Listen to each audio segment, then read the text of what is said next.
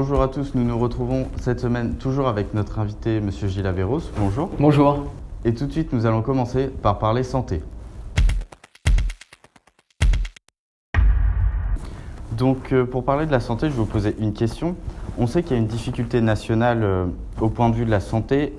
Comment comptez-vous permettre à des médecins, des infirmiers ou du personnel de santé de s'installer dans l'Indre et plus particulièrement à Châteauroux? Alors c'est une bonne question. Au lendemain de l'élection municipale, nous sommes tout de suite avec mon adjointe à la santé, Dominique Cotillon, attaqués à cette problématique. L'urgence, c'était de répondre aux besoins immédiats de nos concitoyens, de pallier à l'absence de médecins traitants. Nous avons 15 000 aujourd'hui patients qui n'ont pas de médecin traitant. Donc quand ces personnes ont des problèmes de santé, eh bien, elles n'avaient pas d'autre solution que d'appeler le 15 ou d'aller à l'hôpital.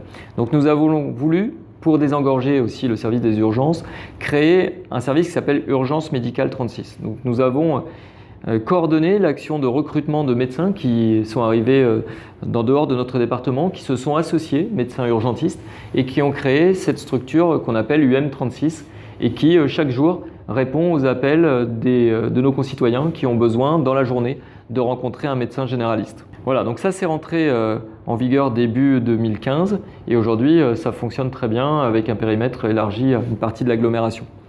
Deuxième action, c'était celle de l'accompagnement des internes.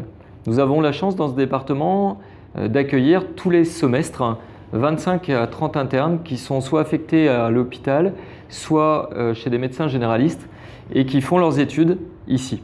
Ceux-là, nous les accueillons soit à la mairie, soit dans les locaux du conseil départemental de l'Indre pour leur présenter les atouts de nos territoires, pour les convaincre de rester à l'issue de leur formation en leur disant qu'effectivement, en 6 mois, ils auront ici trouvé des amis, ils ont pu constater que le rapport qualité-coût de vie était exceptionnel et que s'installer serait pratique pour eux et certainement plus facile à vivre que dans les grandes agglomérations.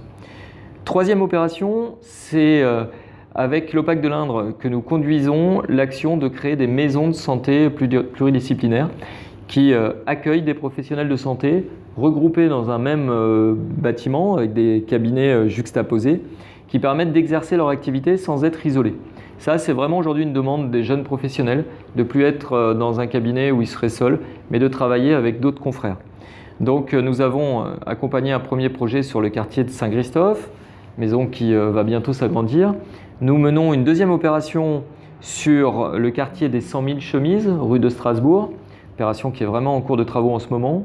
Et une troisième opération sortira de terre début 2019 dans le quartier Saint-Jean-Saint-Jacques, Square Mirabeau, où là on construit un bâtiment tout neuf pour accueillir aussi des professionnels de santé. Quatrième action, c'est un accompagnement financier des médecins qui s'installent sur Châteauroux et l'agglomération, où on attribue 50 000 € de primes pour leur permettre de prendre en charge, on va dire, le surcoût pour eux de venir s'installer dans une zone sur laquelle ils ne seraient pas forcément allés naturellement. Je crois beaucoup en l'installation de jeunes médecins qu'on peut accompagner de diverses manières et également, je crois beaucoup aux nouvelles pratiques. J'étais la semaine dernière avec deux jeunes dentistes originaires de Bordeaux, dont l'un s'est installé à Argenton, l'autre sur Châteauroux, et qui continue à habiter à Bordeaux 3 jours par semaine et à travailler à Châteauroux les 4 autres jours de la semaine.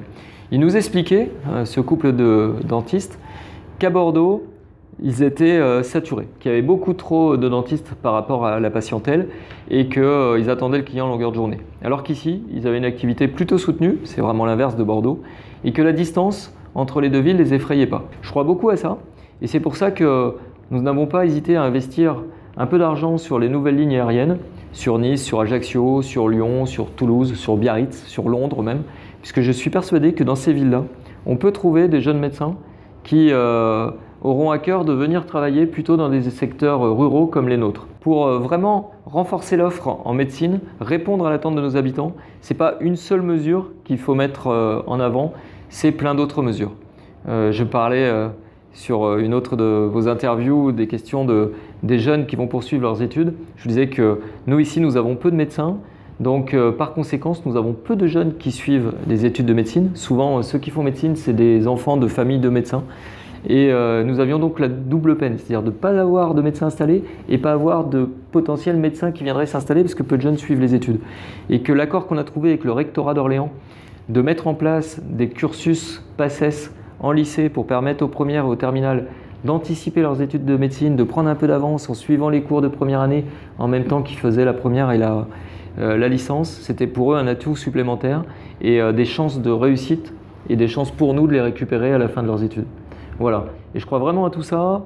On a 6-7 années encore difficiles à passer avant que l'augmentation du numerus clausus commence à porter ses fruits et qu'on ait plus de médecins à séduire.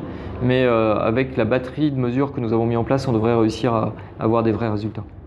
D'accord, on voit que vous prenez la question de la santé très au sérieux. Et tout de suite, nous passons au thème sur l'environnement. Donc je vais commencer par vous montrer une question d'une jeune Castelroussy. Bonjour, je m'appelle Laurine, j'ai 20 ans. Je vais souvent courir sur le site de Belle-Île et je me suis toujours fait la réflexion que ce n'était pas assez mis en avant par la ville alors que c'est un site qui pourrait mettre en avant un environnement plus végétal pour la ville. Pourquoi ce peu de considération? N'y a-t-il pas d'autres moyens d'y organiser plus de manifestations? Alors je trouve Laurine un peu dure. Belle-Île, ce n'est pas du tout un secteur que nous délaissons, bien au contraire. Pour nous, c'est le poumon vert de l'agglomération. Ça participe à cette coulée verte qui va d'Ardentes à Saint-Maur en passant par Déols et Châteauroux. Nous avons depuis 2 ans fait énormément de travaux de valorisation des abords de l'Indre et tout particulièrement sur le site de Belle-Île.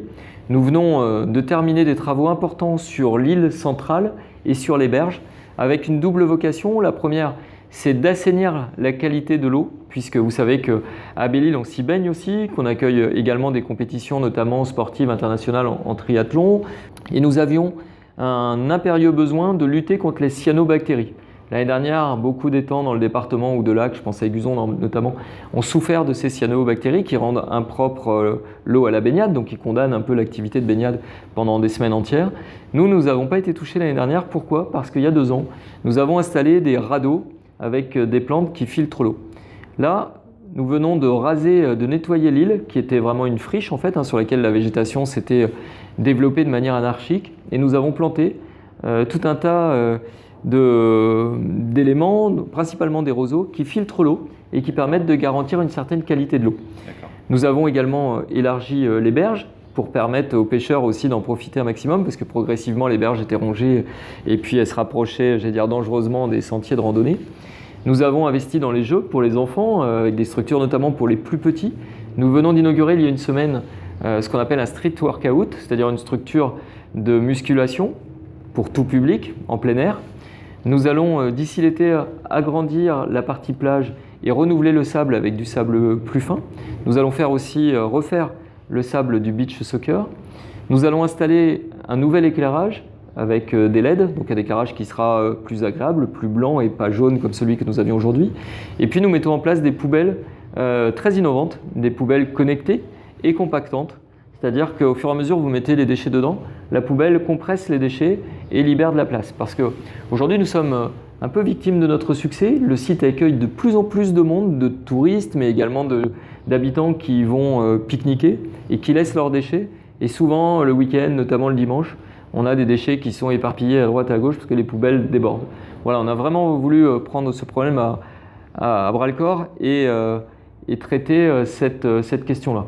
Et puis, voilà, on a les interventions sur le lac en lui-même, on a nos partenaires installés, je pense notamment à la Guinguette de Belle-Île qui a fait des travaux, qui va reconstruire une pergola, qui a aménagé l'année dernière un mini-golf. On a le camping qui continue à investir chaque année et qui maintenant fonctionne tout au long de l'année et plus simplement en période estivale.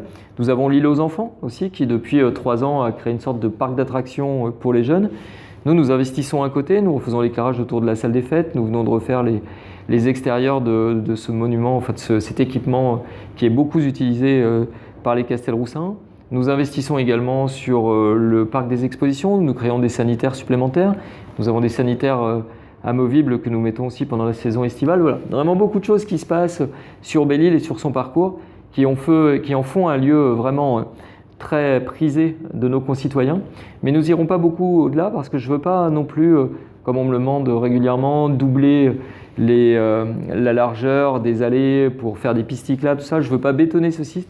Je veux vraiment qu'il garde son esprit de poumon vert, de lieu purement naturel. Et donc je veux que le côté agréable et le lien qu'il a avec les jardins publics puisse exister, prédominer, et que les gens soient fiers, comme nous on est fiers de ce quartier, comme on vante ce site de Belle-Île comme un des atouts principaux de notre ville quand on parle de la ville à l'extérieur. D'accord, eh bien merci de votre réponse. Merci à vous. Merci d'avoir répondu à toutes nos questions de société. Et nous, on se retrouve très vite avec un prochain invité. À bientôt.